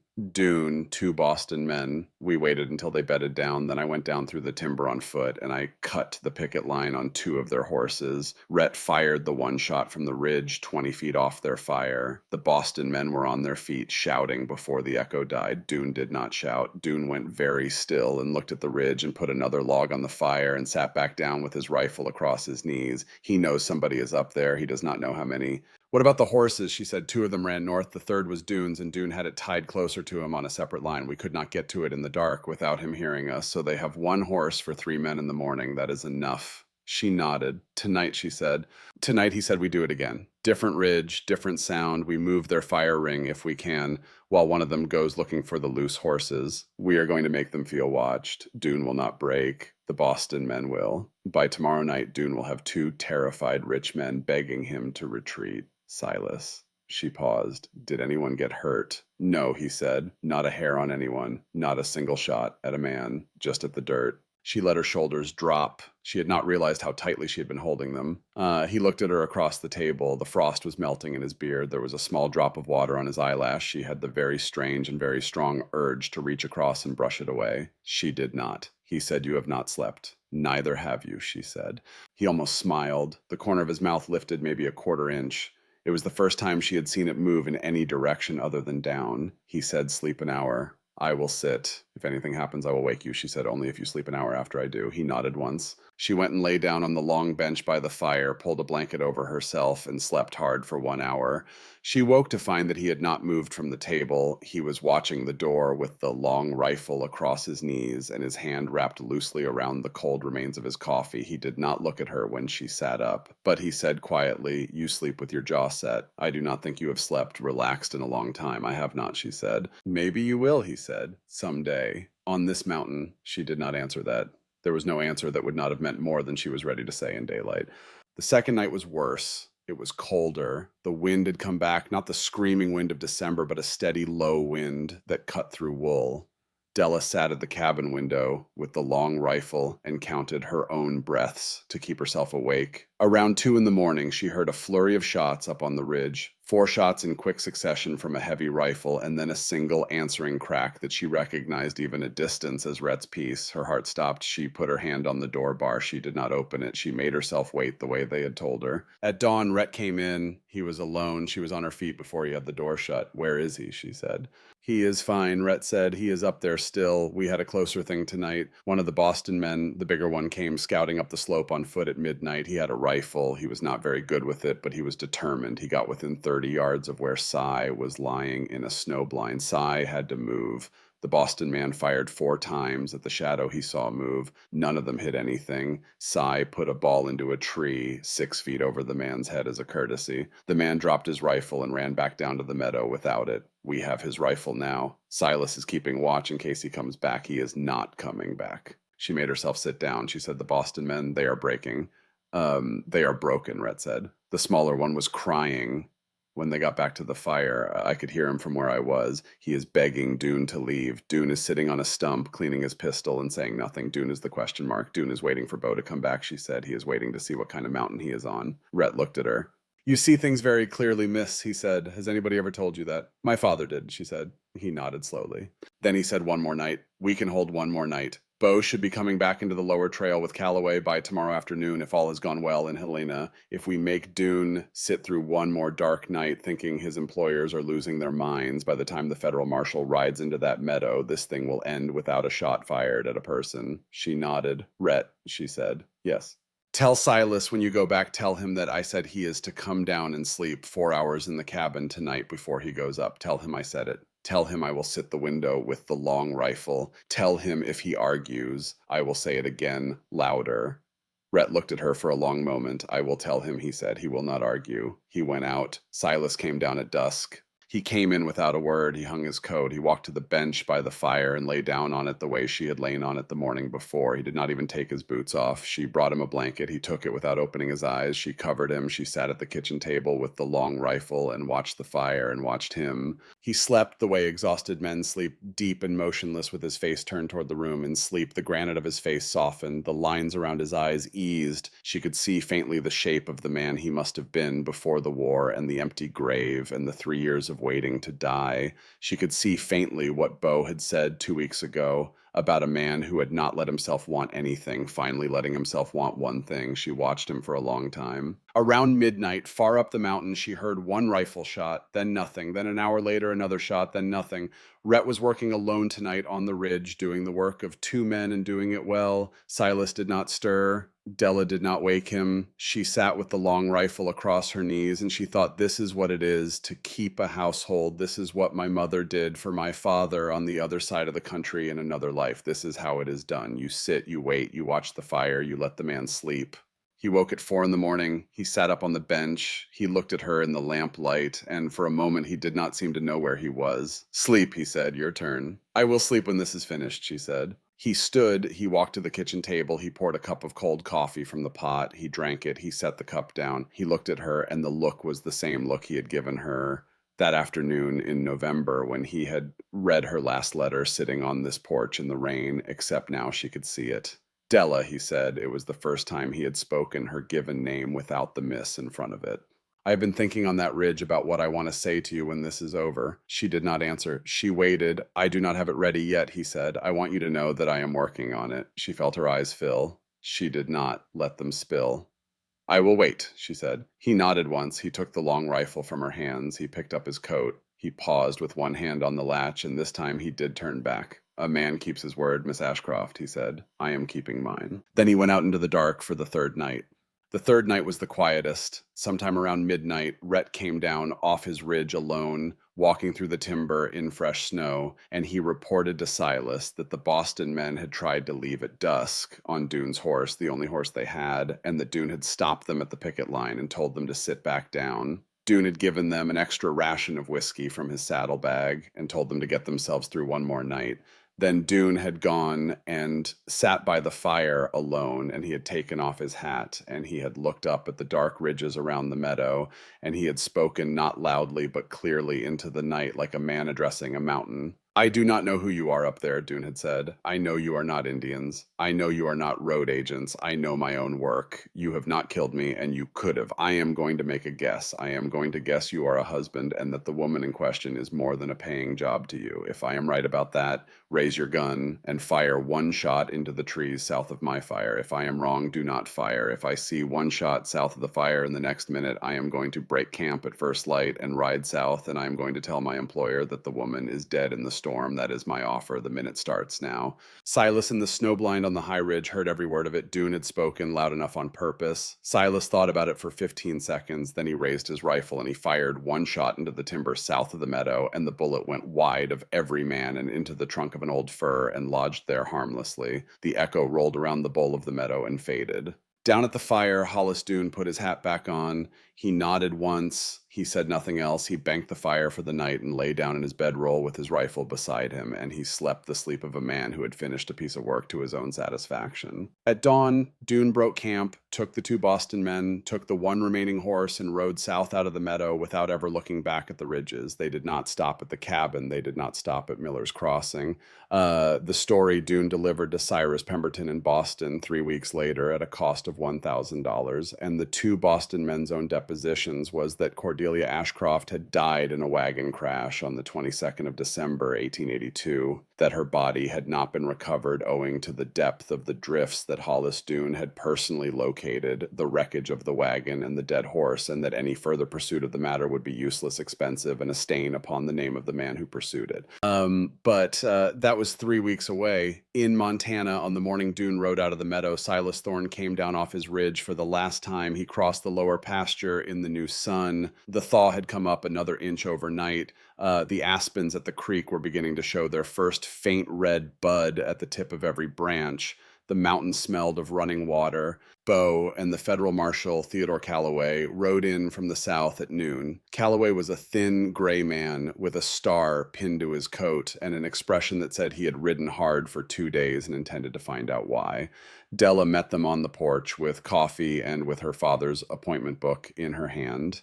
They sat at the kitchen table for 2 hours. By the end of the 2 hours, Calloway had a folder of sworn statements thicker than a Bible, an arrest order to be wired to Boston, and a quiet personal promise to Silas Thorne, his old comrade in arms, that if Cyrus Pemberton ever set one boot west of the Mississippi again, he would not see east of it. Calloway left at dusk. Bo put up his horse. Rhett came down off the ridge for supper, and for the first time in 3 nights, all 4 of them sat at the table together and ate food that Della had cooked, and she watched the 3 brothers across the lamplight, and she thought, I did not know I was capable of loving 3 men at once in 3 different ways. I love Bo like a brother I never had. I love Rhett like a friend I will fight beside for the rest of my life. And the third one was looking at her over the lamp, and his eyes in the lamplight were not gold tonight. They were a quieter color. They were the color of a thing decided. After supper, when Bo had gone up to the loft and Red had taken his pipe out onto the porch, Silas stood and held out his hand to her. Walk with me, he said. She took his hand. They walked out into the mild January night. The thaw had brought a strange warm breath up the valley. Stars were out. The cabin behind them glowed yellow through its windows. He led her up the small rise behind the house to a place where a single fir tree stood alone above the hayfield, and beneath it 4 small grave markers, and beside those 4, a 5th depression in the earth that had been dug long ago and never filled. He stopped beside the empty grave. He looked at it. Della, he said, I dug this for myself 3 years ago. I told you that. What I did not tell you, because I did not know how to say it, is that I have been standing beside it every Sunday morning since you wrote your first letter, and I have been having the same argument with myself every Sunday. The argument was about whether a man like me has any right to ask a woman like you to share a life with him. He turned to her. His face in the starlight was not granite anymore. It was a man's face, plain and tired and open. I have not finished the argument, he said. I do not know if I ever will, but I am done arguing it alone. So I am going to say out loud and to you what I have been saying to this hole in the ground every Sunday for 6 months. I would like to fill in this grave, Della. I would like to fill it in with my own shovel tomorrow in the daylight with you beside me, and I would like, when it is filled, to ask you to marry me. Not because of an arrangement and not because there is nowhere else for you to go, because you came up this mountain in a storm, and you walked into my house and you put your hand on a kitchen table, palm up beside mine, and I have not been the same man since." She did not answer in words. She put both of her hands on his chest, over the heart she had heard beating against her cheek the night he carried her in, and she leaned forward and she put her forehead against the rough wool of his coat, and she stayed there. He brought his arms around her, slowly, carefully, the way he did everything. The night was very still. After a long time, she lifted her head and she looked up at him in the starlight, and she said, "Yes, tomorrow, with your shovel, with me beside you." He bent and he kissed her once, a single kiss in the cold mountain air, brief and grave and certain, the kiss of a man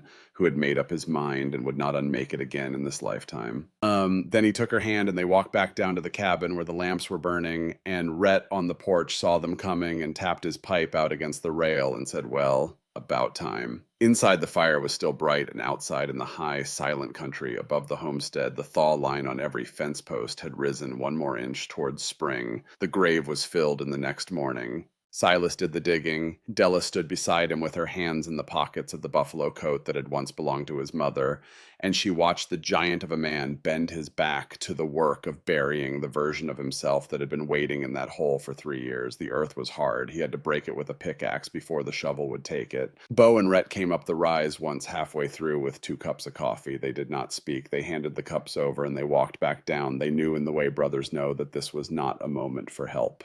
When the last shovel of earth was tamped flat over the place where the grave had been, Silas straightened up. He looked at the 4 small markers beside it. He looked at his father's. He looked at his mother's. He looked at Annalise's, which was the smallest. He took off his hat. "I will see you all again," he said quietly, "but not for a long time yet." He put his hat back on. He turned to Della. "I asked you a question last night," he said. "I would like to ask it properly today with my hat off and my hands clean." She nodded. He took his hat off again. He went to one knee on the cold spring earth beside the freshly closed grave. He looked up at her. "Cordelia Ashcroft," he said, "will you marry me?" She said yes. He stood. He did not kiss her. He put his hat back on, and he took her hand and he walked her back down to the cabin where Bo was making biscuits and Rhett was building the fire, and Silas said simply, she said yes, and Bo looked up with flour on his face and gave a single low whoop of joy, and Rhett crossed the room and clasped his older brother's shoulder and said, "Brother, it is about damn time." And Silas almost smiled, and the cabin was warm, and the morning sun was coming through the small windows, and outside on the small rise above the hayfield, the empty grave was no longer empty, and the man it had been dug for was no longer the man who had dug it. They were married on the first Sunday of April. The aspens along the creek were just beginning to leaf out the first pale green smoke of them against the dark of the pines. The grass in the lower meadow had come back. The cattle had wandered up out of the timber and were grazing the new chutes. Della wore a dress that had been her mother's, that she had carried 2,000 miles in the bottom of her trunk and had not unpacked until that week. It was cream-colored with small embroidered violets at the collar and cuffs. She braided her hair with sprigs of sagebrush from the south slope. She wore her mother's cameo brooch at her throat. The Reverend Obadiah Whitfield rode up from Miller's Crossing on a dappled mare. He was a tall, thin Methodist with white whiskers and a Bible older than he was. May O'Branigan came with him in a buckboard with her father and 2 of her younger brothers, and she had brought a pie. Federal Marshal Theodore Calloway came up from Helena with his wife, a stout, cheerful woman named Hannah, who took one look at Della and said, "Oh, dear thing, you have been through it," and folded her into a hug as if they had been friends for 20 years. Bo had carved 2 rings from a piece of cedar he had pulled out of a stump on the south slope the autumn before, when he confessed later he had begun to suspect his brother might have a use for them someday. Rhett had polished 2 small pieces of placer gold he had panned out of the creek over the winter, and Bo had set the gold into the cedar so that each ring carried a thin, glinting line of the mountain itself. The ceremony was held in the meadow above the cabin beneath a single tall pine that the brother's father had planted the year Silas was born. The Reverend Whitfield read from the book of Ruth. "Whither thou goest, I will go, and where thou lodgest, I will lodge. Thy people shall be my people, and thy God my God." When it came time for the vows, Silas spoke first. He had been working on the words for weeks, Bo told her later. He had been muttering them to the cattle, to the woodpile, to the edge of the porch in the early morning before the others were awake. When he finally said them aloud, they came out simple. Della, I am not a man who knows how to say beautiful things. I will not pretend otherwise today, so I will say only what is true. I have lived on this mountain for 33 years. For 30 of those, I was the man who came after my father. For 3 of those, I was no man at all. For the last 100 days, I have been the man you have made me. I do not deserve you. I will spend whatever years are given to me trying to. A man keeps his word, Della. Today is my word. Della spoke second. Silas Thorne, I came up this mountain expecting to keep an arrangement. I am leaving this meadow today as your wife. Between those two truths is everything I will ever be. I give you my hand, I give you my name, I give you whatever I have left to give, and I give you my promise, which is this. Wherever the storm comes from, whichever side of the door it knocks on, I will not flinch from it again. I will stand. We will stand. She slid the cedar and gold ring onto his finger. He slid the smaller one onto hers. The Reverend Whitfield closed his Bible, and Silas Thorne kissed his wife, once a gentle kiss in the spring sunlight beside a pine tree his father had planted in 1849. And the small group on the meadow clapped, and Mayo Brannigan cried into her father's coat, and Bo pulled out the harmonica and played a slow tune that turned after a few bars into something faster and brighter a reel. That night, when the wedding supper was eaten and the marshal and the Reverend and the O'Brannigans had ridden back down to the crossing, Silas carried his bride across the threshold of their bedroom and closed the door behind them. Outside, a soft April rain began to fall on the new grass of the Bitterroot Valley. The fire in the main room burned down to embers. Bo slept in the loft. Rhett sat on the porch in the rain with his pipe and watched the storm pass over the mountain, and he smiled to himself in the dark. By morning, everything had changed between them, and nothing had. They came out of the bedroom for breakfast hand in hand. Bo at the stove took one look at his brother's face, which was relaxed in a way Bo had never seen it, and he said softly, "Welcome home, Si." And Silas looked at him and said, "Thank you, brother," and then sat down to eat with his wife on his right and his brothers across the table from him for the first time as a married man. Spring came in fast that year. The aspens leafed out fully by the second week of April. The creek ran high and brown for 10 days and then settled to a clear, ringing run over stones. The cattle calved twin heifers from the same cow, which Rhett said was a sign, and Silas said was a sign of nothing but a strong cow, but he said it with a smile. Della began that spring to learn the place in earnest. She rode with Rhett to check the trap lines and on her own to gather wild greens along the lower creek, and with Bo to hunt grouse in the brushy draws above the hayfield. Bo showed her the small clearing he had been planting with garden seeds for 2 years, getting nothing to grow because he was a poor gardener, and she laughed and told him he had been planting in shade and pulled him out into the sunny half-acre on the south side of the cabin and showed him where to put the rows. By midsummer, they had peas and lettuce and beans and turnips and a stand of corn that came up to her waist by August. In May, Silas took her up to the high meadow to show her the upper boundary of the homestead. They rode up through the timber on a clear morning, and when they came out at the high meadow, there were elk grazing 200 yards off a cow and 2 yearlings, and they sat on their horses and watched until the elk lifted their heads and moved off into the timber. "You came 2,000 miles to see this," he said. "I came 2,000 miles to find you," she said. "The elk are a dividend." He laughed. It was the first full laugh she had ever heard from him, a real laugh, and the sound rolled across the meadow and startled a hawk out of a snag. In June, a letter came from Bartholomew Quill in Helena. Della read it on the porch in the long evening light. Cyrus Pemberton had been arrested in Boston by federal warrant on 4 counts of fraud, 2 counts of forgery, and 1 count of suspicion of murder in the death of his first wife, the maid in Albany, having been located and persuaded by Quill's agents to swear out a deposition. Pemberton had posted bond. He had attempted to flee to Canada. He had been intercepted in upstate New York. He was at the time of writing awaiting trial in a Boston jail. Quill anticipated a conviction. Della read the letter twice, then she folded it, walked down to the small rise behind the cabin, and sat on the bench Silas had built for her there at the edge of the family graves. She did not cry, she did not feel triumph, she felt instead a quiet sorrow for Margaret Pemberton, who had not lived to see this, and for her father, who had not either. She sat there until Silas came up looking for her at dusk. "Is it bad news?" he said. "It is good news," she said. "It is the best possible news. I am only sitting with it for a while." He sat down beside her. He did not press. He took her hand. They watched the sun go down over the western ridge. That summer, the 4 of them built an addition onto the cabin, a new bedroom off the kitchen for Silas and Della. The old small bedroom Della had first woken in became a sewing room. Bo moved his things down out of the loft into the second main floor room. Rhett kept the loft. They built the addition with their own hands, log by log, in the long evenings when the cattle work was done. Della helped peel bark from the logs and chink the gaps with a mixture of clay and horsehair Bo had taught her to make. By the time the first frost came in late September, the addition was tight and warm and finished. On the night of the first hard frost, Della told Silas, sitting by the new hearth in the new bedroom, that she was carrying a child. He went very still. He looked at her, his eyes filled. He did not cry. He pulled her against his chest, and he held her, and he said into her hair, "Thank you, Della. Thank you." The baby came in early May of 1884, a daughter. The labor was long and hard, 18 hours, and May O'Branigan, who had ridden up from Miller's Crossing as soon as Rhett had come down to fetch her, sat with Della through most of it and held her hand through the worst. When the baby came finally in the gray hour before dawn, she was small and red-faced and furious with a tuft of dark hair and lungs like a cavalry bugler.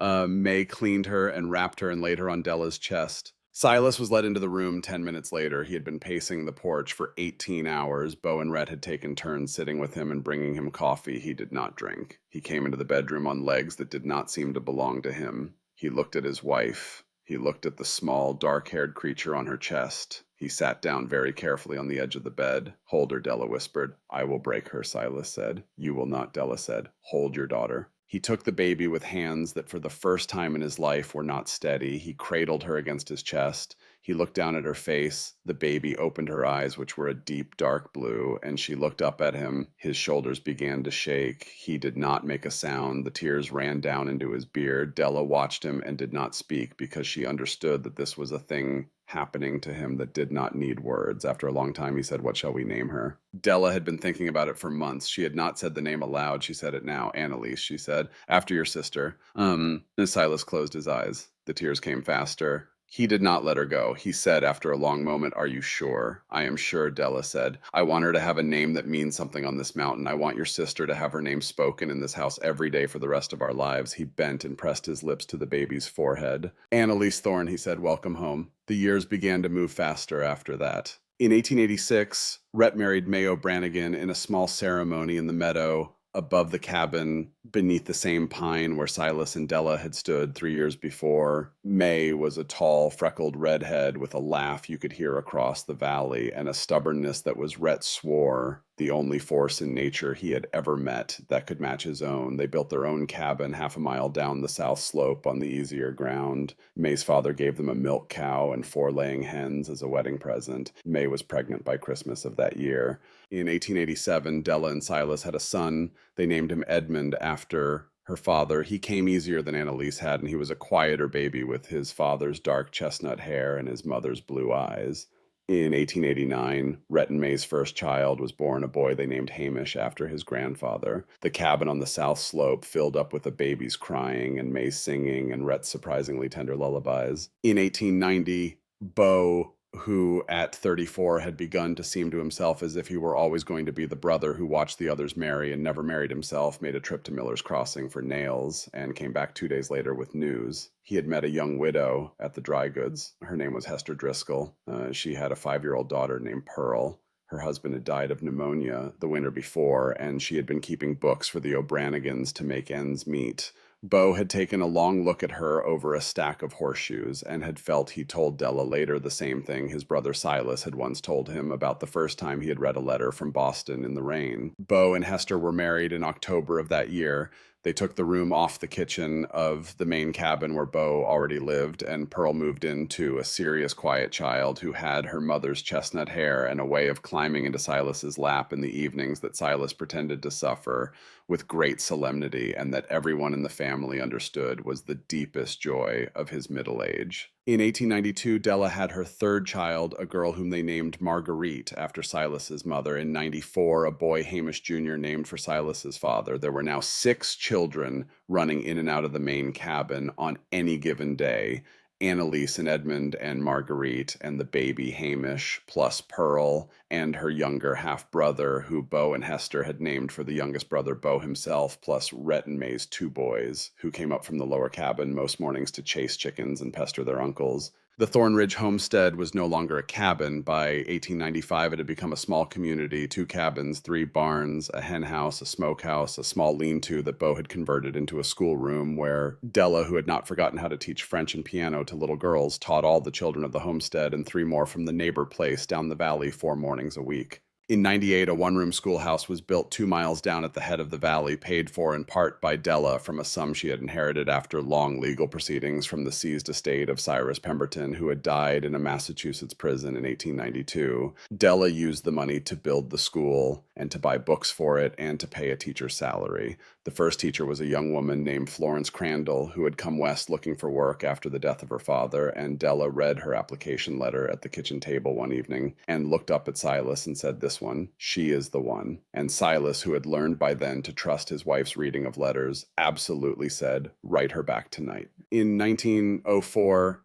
Annalise Thorne, who was 20 years old and tall and dark-haired and who wanted, like the aunt she had never met, to be a teacher, married a young doctor from Helena named John Carlyle. The wedding was held on the meadow above the cabin beneath the same pine. The bride wore the cream-colored dress with the violets at the collar, which had now been worn by 3 brides on the same meadow, Della and May, and now Annalise, and which was beginning to be spoken of in the family as the dress. In 1906, Annalise gave birth to a daughter. The baby was small and dark-haired with eyes that everyone agreed were the color of cornflower. Annalise wrote a letter from Helena on a Tuesday in March, announcing the birth and announcing the name, and Della read the letter at the kitchen table, and then she walked out onto the porch and sat down on the bench Silas had built for her 23 years before, and she cried for a long time quietly while the spring sun came up over the eastern ridge. Annalise had named the baby Cordelia. By the spring of 1908, when this story comes finally to its long sunlit end, Silas Thorne was 59 years old. His beard was white at the corners of his mouth. His shoulders were still broad, but they bent a little now. He walked with a slight catch in his left knee, the legacy of a fall from a horse the autumn before. His hair was iron gray. His eyes, when he looked at his wife, were still the color of whiskey held up to a fire. Della was 50. There was silver at her temples and at the part of her honey blonde hair, which she still wore loose and pinned at the nape as she had the first morning in the cabin 25.5 years earlier. Her hands had turned brown and capable from 26 summers of gardening. Her cornflower blue eyes had a small fan of lines at the corners, now the lines of a woman who had laughed often. It was a Sunday in May. Annalise and her husband John were visiting from Helena with little Cordelia, who at 2 years old was a wide-eyed, serious child who had taken to following her grandfather around the yard with the gravity of a small judge. Edmund, 21, was running the cattle operation now alongside his father, and was engaged to a girl from the neighbor place down the valley named Sarah Hollister, who was at the cabin that day helping her future mother-in-law shell peas. Marguerite, 16, was reading a book of poetry on the porch with her feet up on the rail. Hamish Jr., 14, was somewhere down at the creek with 2 of Rhett and May's boys, all of them muddy and noisy and entirely happy. Beau, 52, came up from his cabin with Hester to bring 2 pies and to see the new grandchild. Rhett, 55, gray now at his temples, came up from his cabin with May and 3 of their 5 children to do the same. The small rise behind the cabin where the family graves had sat for so long now had a 6th marker beside the original 5. Hester's daughter Pearl had died at 15 of a fever, and she was buried there beside Silas's parents and his sister Annalise, and the family climbed the rise sometimes on Sundays to sit with her. That afternoon, Della was on the porch alone. She had a basket of peas in her lap. The men were at the lower fence. The children were everywhere. The cabin door was open. The smell of bread baking came out through the door. Silas came up from the cattle pen. He was dusty. His shoulders were tired. He came up the steps and he stopped and he looked at his wife sitting in the rocking chair in the long afternoon light with the basket of peas with a bit of silver at her temple, with her cornflower eyes lifted to him, and he stood for a moment and did not speak. She smiled at him. "What is it?" she said. He said, "I was just thinking, watching you from the lower fence, that you look the same as you did the first morning I made breakfast for you in the cabin." "The same exactly." She laughed. It was the laugh he loved best, low and surprised, the laugh that had first changed the air in the cabin all those years ago. "I do not," she said. "I have lines, Silas. My hair is going silver. I have borne 4 children. I do not look the same. You look exactly the same," he said. "To me." She set the basket of peas down. She held out her hand. He took it. He sat on the rail beside her. Do you remember she said the first time you said the words winter always ends? I do, he said. February 83. We had lost a heifer to wolves. You were standing at the window and you would not turn around. I have heard you say it 1,000 times since she said to Rhett when he broke his leg, to May when her first baby came in a snowstorm, to Annalise when little Edmund had the croup, to Hester when she lost Pearl 1,000 times. It has become the song of this house. He nodded. She said, I have never told you what I thought the very first time I heard you say it. What did you think? He said. I thought she said, here is a man who has decided to live. I did not know I was thinking it, but that was what I thought. He looked at her for a long moment. His eyes in the May light were very bright. He said, you are the reason I decided to live, Della. She shook her head. She squeezed his hand. I am not, she said. You decided. I just gave you a place to do it. From inside the cabin, the small voice of Cordelia, the granddaughter, called out, Grandpa, Grandpa, Grandpa. He turned his head. The 2-year-old came toddling out of the cabin door with a wooden horse Bo had carved for her. She held it up. She marched directly to her grandfather, and she presented the horse to him with great seriousness. Fix, she said. Silas Thorne took the small wooden horse in his enormous hand. One of its legs had come loose. He examined it with the gravity of a man examining a broken plow. I will fix it, he said, after supper. Cordelia nodded once, satisfied, and toddled back inside the cabin where her mother caught her and lifted her into the air. Silas turned back to his wife. He said, I have one thing left to say. I have been waiting for a Sunday like this one to say it. What she said. I am not afraid of dying anymore, he said. I have not been for a long time, not because I want to. I do not want to. I want every Sunday I can have. But I am not afraid of it. When my time comes, Della, lay me in the rise back there with my mother and my father and my sister and Pearl, and lay yourself beside me when your own time comes, and that will be the end of the story. And the children will run on this place. And someday Cordelia, that one in there, will sit on this porch with her own husband and her own children, and she will tell them about the great-grandmother who came up the mountain in a blizzard and the great-grandfather who carried her in, and the story will go on without us. That is enough, Della. That is more than I ever thought I would have. She did not answer in words. She turned in the rocking chair. She put her forehead against his shoulder the way she had done the night beside the empty grave. He brought his arm around her. The May sun was warm on the porch boards. The smell of bread came out the open door. Down at the creek, the boys were shouting. Bo was playing the harmonica somewhere over by his cabin, a slow tune Della had heard 1,000 times and never tired of. The cattle were lowing in the lower pasture. The aspens along the creek were full-leafed and shimmering. The grave on the small rise behind the cabin, the one that had once been empty, was no longer empty in any sense at all. She remembered sometimes, even now, stepping off the stagecoach into nothing. She remembered the weight of the carpetbag and the cold of the air and the certainty that she was going to die. She remembered the lantern swinging. She remembered the voice, not today, little bird, not on my mountain. 26 years later, sitting on the porch he had built with his own hands, with her head on his shoulder, watching her granddaughter laugh inside the cabin, and her daughter-in-law shell peas in the kitchen, and her son and her grown sons-in-law working the lower fence in the long Montana light, she thought that was the day my life began. She did not say it aloud. She did not have to. He knew. That is the story of Cordelia Ashcroft, who came up the Bitterroot in a blizzard in December of 1882 with $7,400 of forged debt at her back and a stolen Derringer in her carpetbag, and who walked out of that cabin only once in October of 1937 at the age of 79, when her sons and her daughters and her grandchildren and her great-grandchildren carried her up the small rise behind the homestead and laid her down beside the giant of a man who had 54 years earlier gone to one knee in the spring earth and asked her to marry him with his hat in his hand. He had gone ahead of her by 3 years. She had outlived him because she told her daughter Annalise the winter before her own death somebody had to keep the fire going. She is buried with her husband and his parents and his sister and his niece, and eventually with 2 of her own brothers-in-law on the small rise above the cabin in the Bitterroot Valley. The aspens shed their gold over the place every October. The pine that her father-in-law planted in 1849 still stands above the meadow where she was married. The cabin still stands. The school she built still teaches the children of the valley.